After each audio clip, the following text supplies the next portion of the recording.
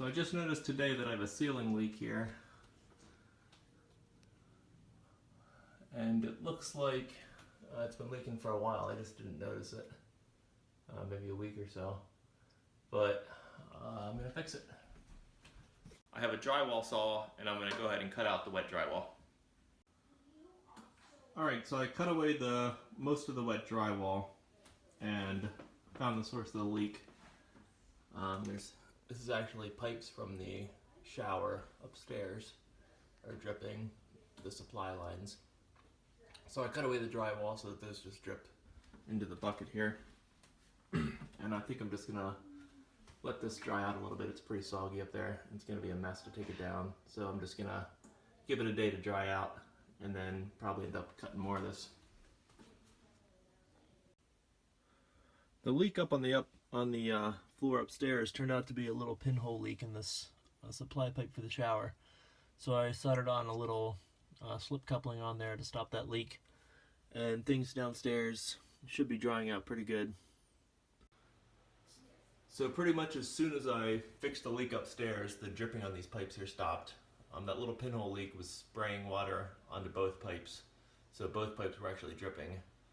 So the drywall here is really soggy, but the dripping has stopped. So I'm still going to wait maybe a day or two and give this drywall some time to dry out before I try to take down the damaged parts. Okay, so this has been drying out for a few days now, and it still feels damp, but it feels not soggy, so I think it'll be a lot less mess cutting it down.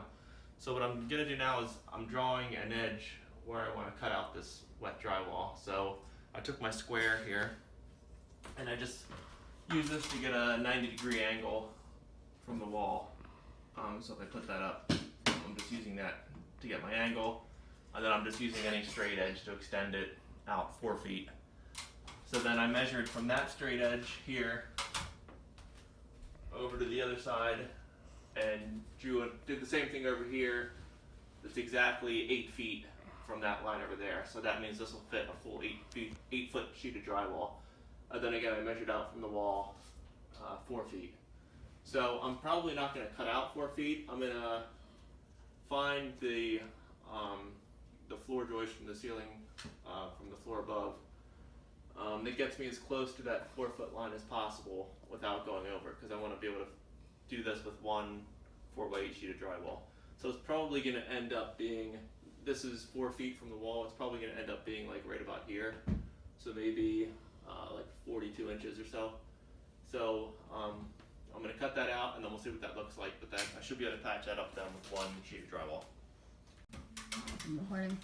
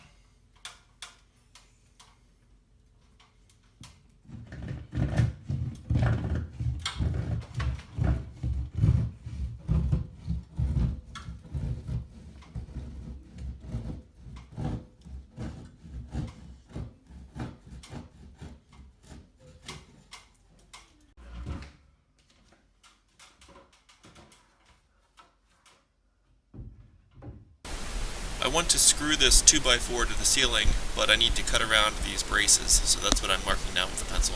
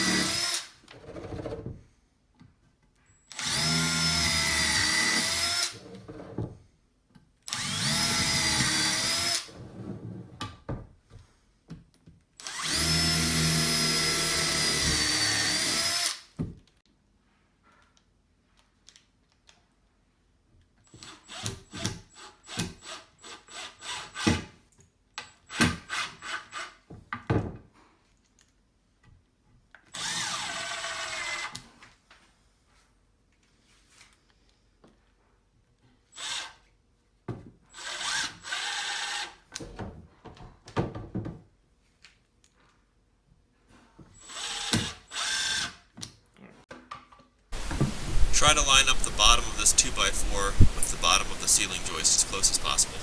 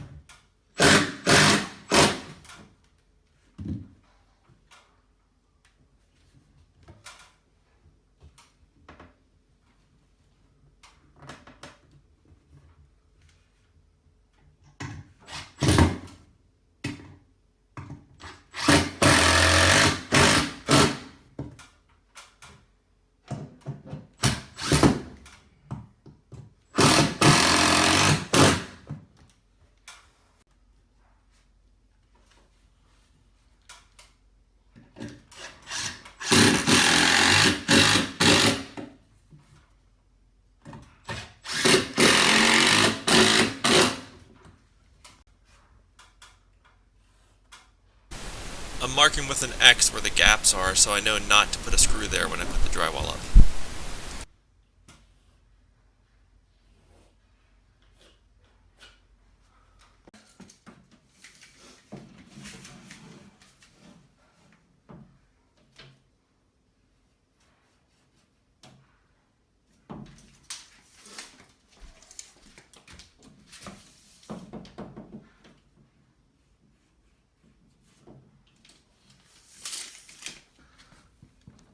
You don't have to hold it, it's okay. Right. So I'm using a chalk line here, but you can use any straight edge. This is just easier if you have one.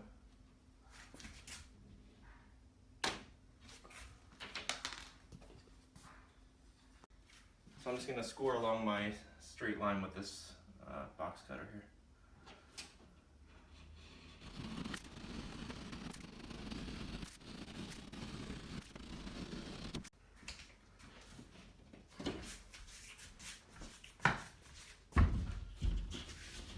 So with this scored along the front, if I get behind it and just give it a little knock with my knee right on that line, it breaks the whole sheet in half. And then it's just a matter of scoring the back to get a nice straight cut. So it's helpful if you have a partner to hold it while you cut it.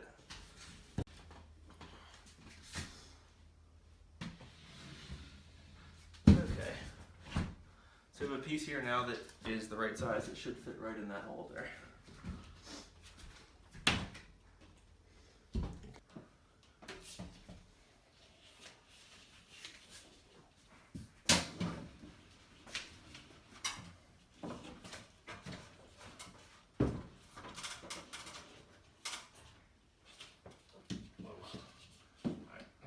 Slide it under there, so you're gonna have to try to keep it from bending.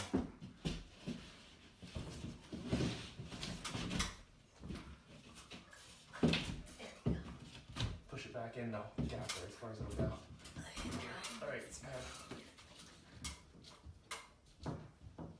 it look good?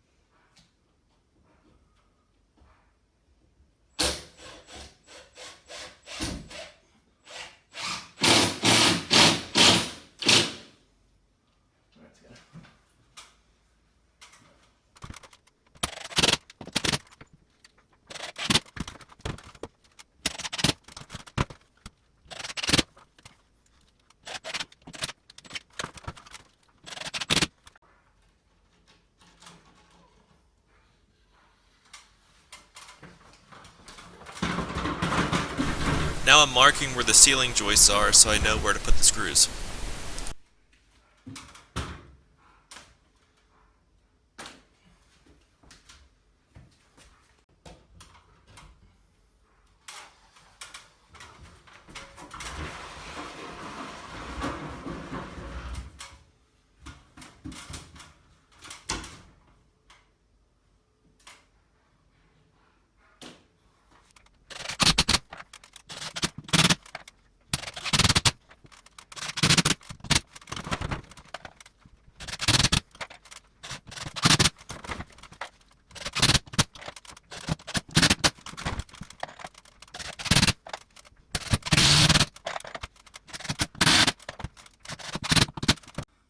so we got our new sheet of drywall up, and the marks I made on the ceiling earlier were just helpful marks to know where not to put screws, where there was no sister beam screwed in.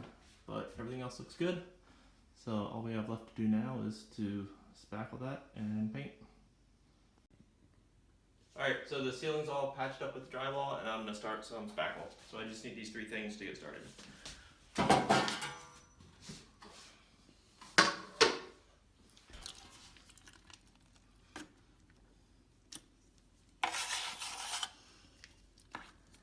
Is that glue? Spackle. No. Spackle. You can get it in a powder and mix it yourself, or you can buy it in a bucket like this already mixed up. Yeah. So I'm just going to put some spackle and tape up. That's the first step to doing drywall.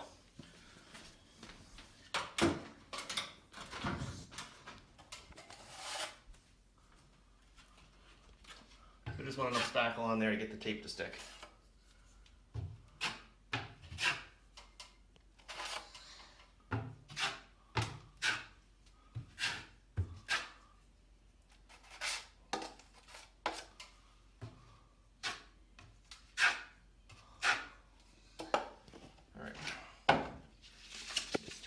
Tape.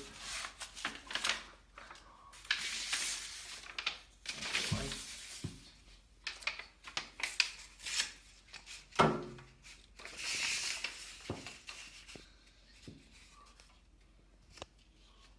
just stick it over the crack. And just another little coat on top.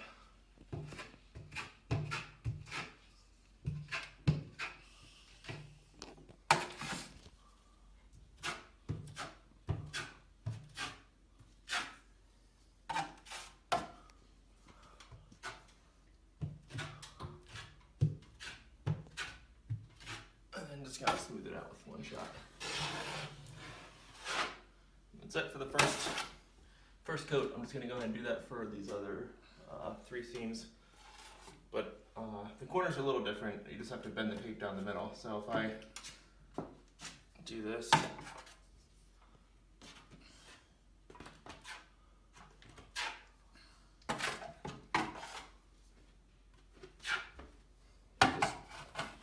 here, see if we can get a shot of this, Dominic. Okay. This tape here Yeah. actually has a crease in the middle. You see that? Yeah. Makes it easy to fold. So you just crease it like that. Like an L brace and steam that I did. Sure. And then this just tucks right in the corner there. But other than that, it's the same as this. And then you would do the same thing, just kind of smooth it in. Alright, so I'm just going to, obviously that would be a longer strip for the whole length of that. So I'm just going to go ahead and do that for all the seams. Alright, we're all done taping. So step 1 of the spackling is now done. So we just have to let this dry overnight, and then I'll come back and do the second coat. So I haven't done any sanding yet, and as you can see it's pretty rough, but I just made sure I ran the drywall knife over it and knocked down any big globs or anything that were sticking down. So that's, you know, plenty good enough for the first coat.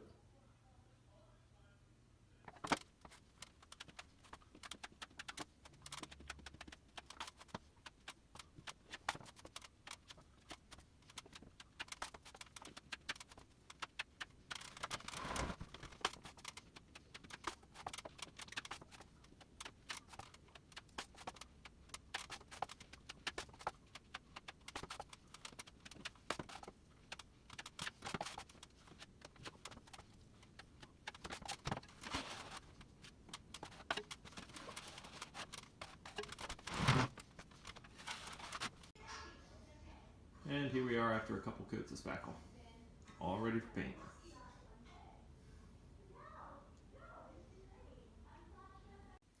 Alright, so everything's all painted and project finished. Thanks for watching.